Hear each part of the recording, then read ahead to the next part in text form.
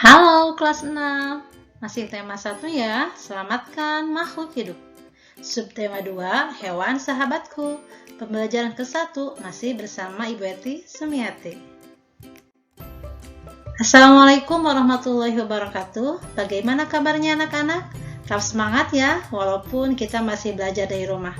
Jangan lupa protokol kesehatannya ya. Oke, sebelum pembelajaran kita berdoa terlebih dahulu.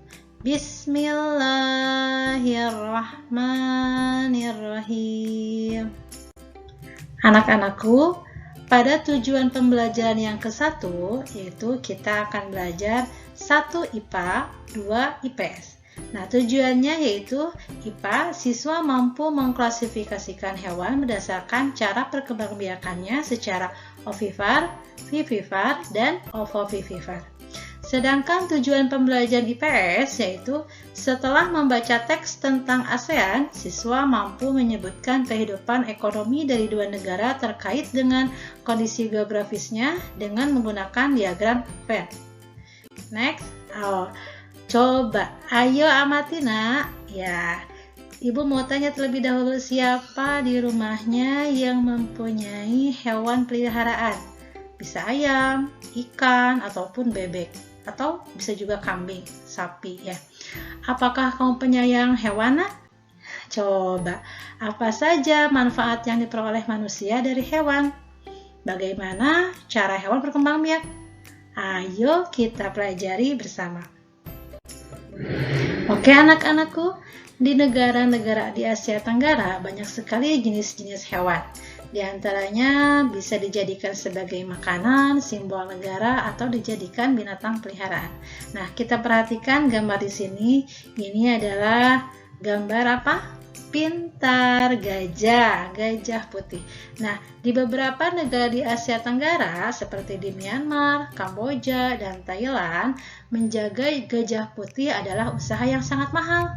Mengapa? Karena pemiliknya harus menyediakan makanan khusus untuk gajah.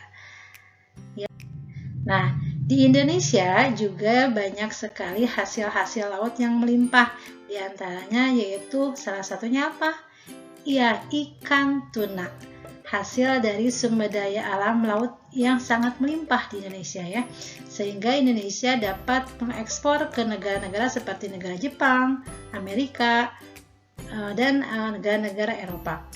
Sedangkan di sini coba perhatikan anak-anakku, di sini ada burung takur dahan. Nah, ini salah satu hewan yang dilindungi di negara apa? Malaysia. Ya. Oke, masih semangat ya anak-anakku. Nah, sekarang kita cari tahu tentang cara perkembangbiakan pada hewan. Cara perkembangbiakan pada hewan itu terdiri dari ovivar, vivivar, dan ovovivivar. Ovivar yaitu cara perkembangbiakan pada hewan dengan cara bertelur. Pintar. Contohnya apa?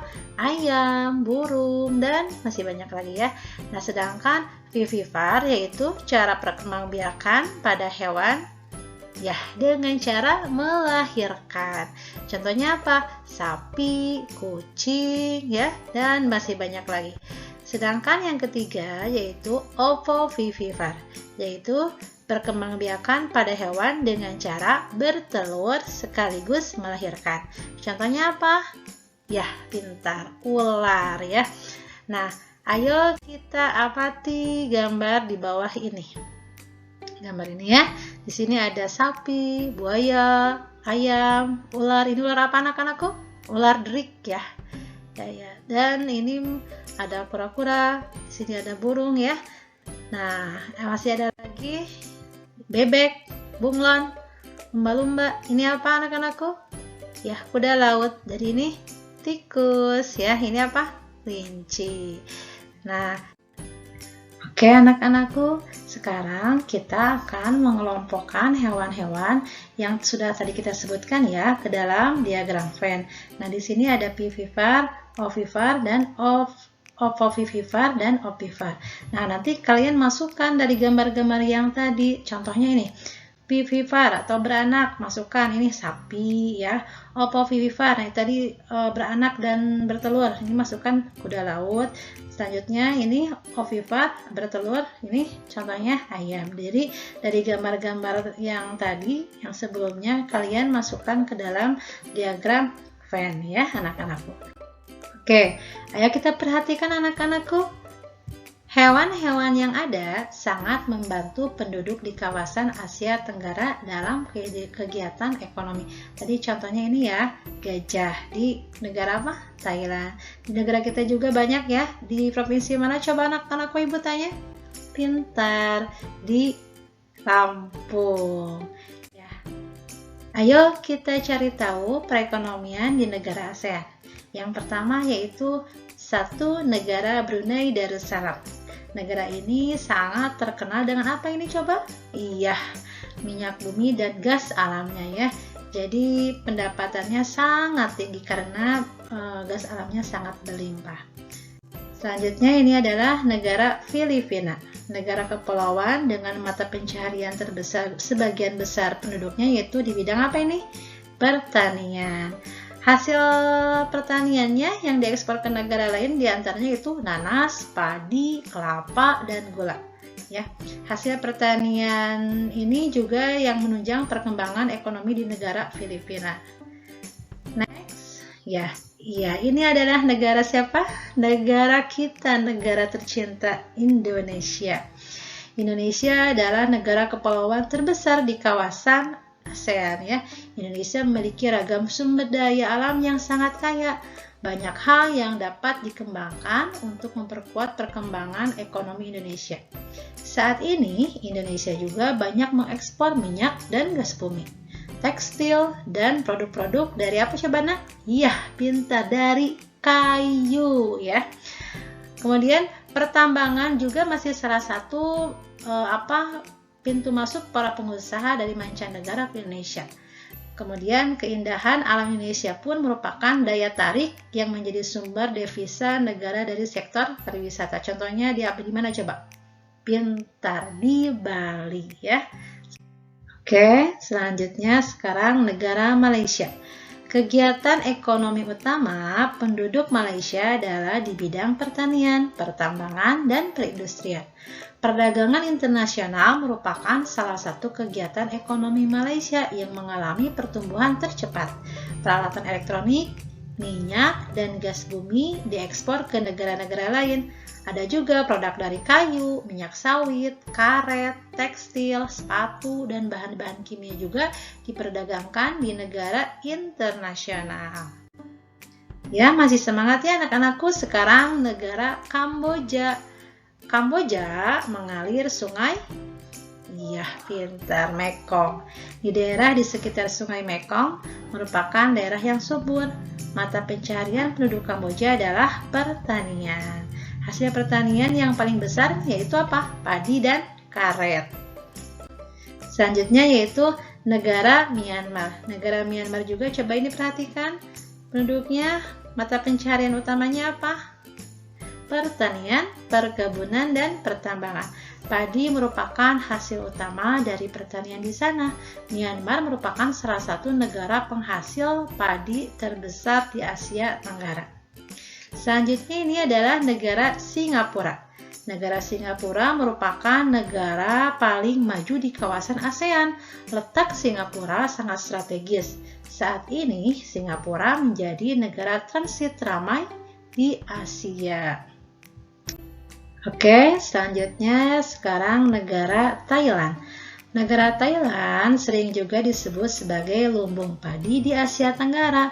Padi merupakan hasil pertanian terbesar di negara Thailand.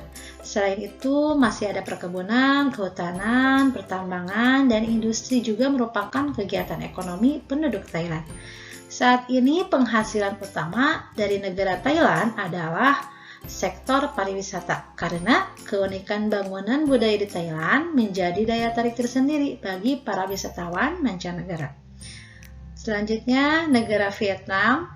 Setelah pulih dari Perang Vietnam, negara ini mulai berkembang di berbagai sektor perekonomiannya, di antaranya yaitu di bidang pariwisata.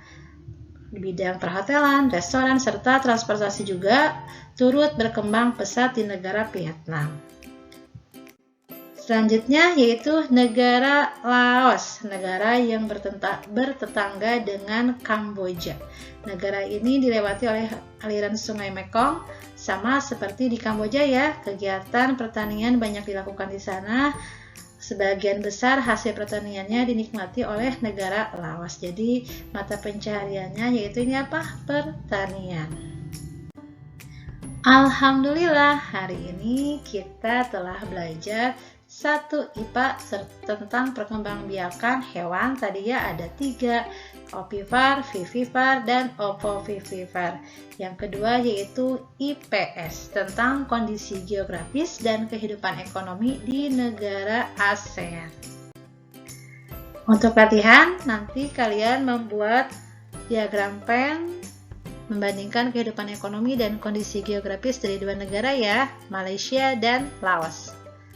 Selanjutnya tadi IPA mengelompokkan hewan-hewan yang termasuk ovivipar, opovivipar, dan vivipar dari gambar-gambar yang tersedia. Yang ini enak ya. Oke, kita tutup dengan doa ya. Subhanaka Allahumma wa bihamdika asyhadu alla ilaha illa anta astaghfiruka wa atubu ilaik. Oke, sampai jumpa di video selanjutnya. Wassalamualaikum warahmatullahi wabarakatuh.